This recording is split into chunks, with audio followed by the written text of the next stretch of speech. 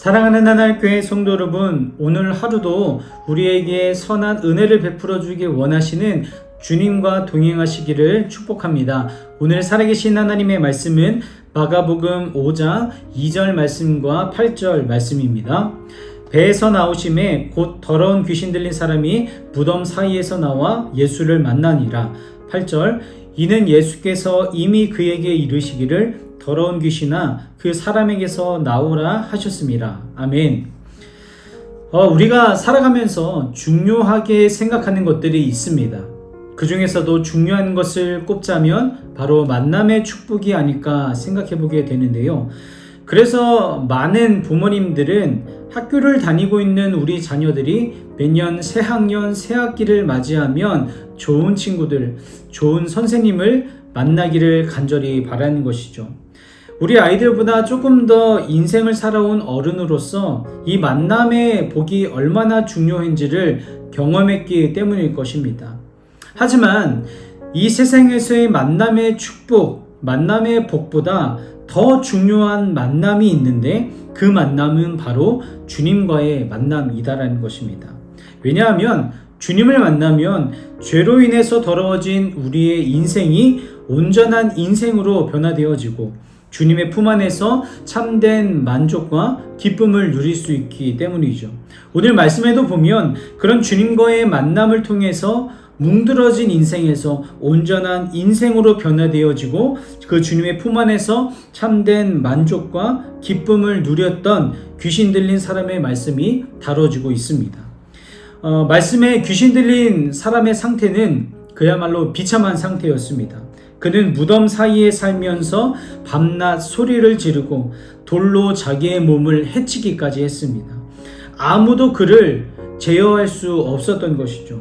그런데 그런 그가 거라사를 방문한 예수님을 발견하자마자 예수님께 곧바로 달려와 무릎을 꿇고 자신을 괴롭히지 말아 달라고 말씀하고 있죠. 아무도 제어할 수 없었던 그를 예수님은 그 자리에 나타났다라는 것만으로 그를 두려워서 예수님께 간청했던 것은 예수님이 온 세상을 다스리시는 전능하신 분이시라는 것을 알고 있었기 때문이었습니다. 그런데 오늘 말씀에서 우리가 중요하게 생각하기 원하는 것은 예수님이 귀신 들린 사람이 있는 거라사 지역으로 직접 찾아오셨다는 것입니다.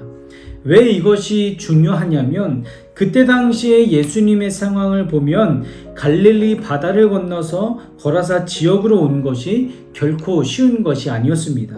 4장 35절에서 40절까지의 말씀을 보면 예수님은 배 안에서도 주무셔야 할 만큼 굉장히 피곤한 상태셨고 거기다가 큰 광풍까지 만나서 예수님을 포함한 모든 일행이 물에 빠져 죽을 뻔한 위험도 있었습니다. 거기다가 이 말씀의 마지막 부분을 보면 예수님은 오히려 그들로부터 배척을 당하셨던 것을 볼 수가 있죠.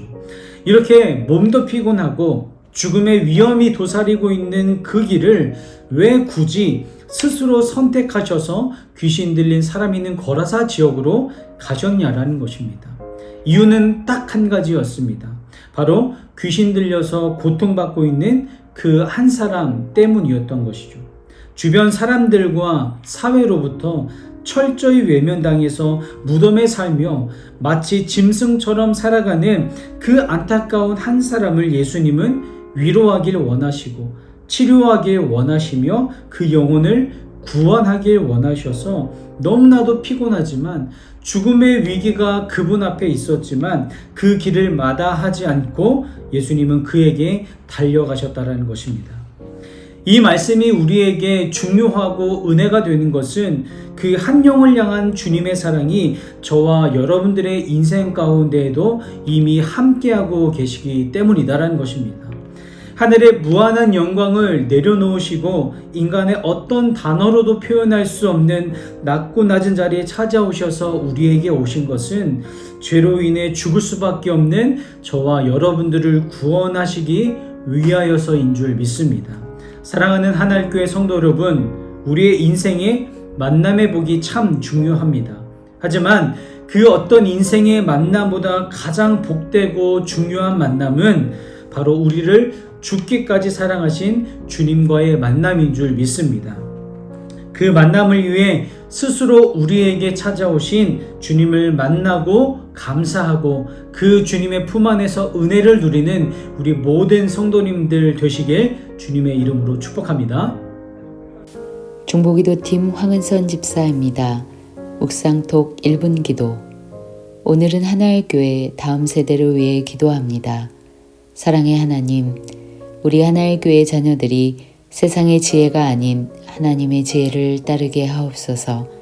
정직과 진실함으로 하나님 앞에 나아가고 하나님의 말씀을 즐거워하여 주야로 묵상하고 그 말씀의 능력이 삶을 통해 경험되어지도록 축복하옵소서. 그래서 시냇가에 심은 나무가 철을 따라 열매를 맺고 그 잎사귀가 마르지 아니함 같이 우리 자녀들이 하는 모든 일이 주님 안에서 형통하도록 축복하옵소서. 또한 우리 자녀들의 마음이 예수 그리스도의 사랑과 생명의 빛으로 충만하여 주님의 선하심과 화평을 누리고 속사람이 능력으로 강건하여져서 십자가의 은혜를 깨닫고 복음의 사명을 이어받는 다음 세대가 되도록 축복하여 주옵소서.